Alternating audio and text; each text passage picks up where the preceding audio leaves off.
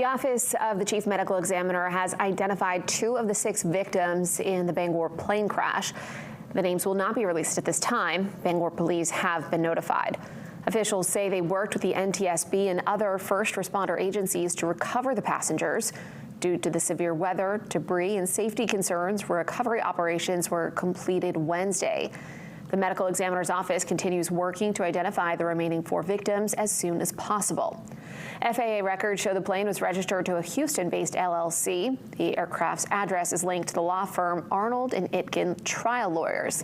Harris County Commissioner Leslie Brion says while officials have not confirmed the identity, she says they believe one of the victims is her friend, Tara Arnold, an attorney at the firm and wife of co-founder Kurt Arnold.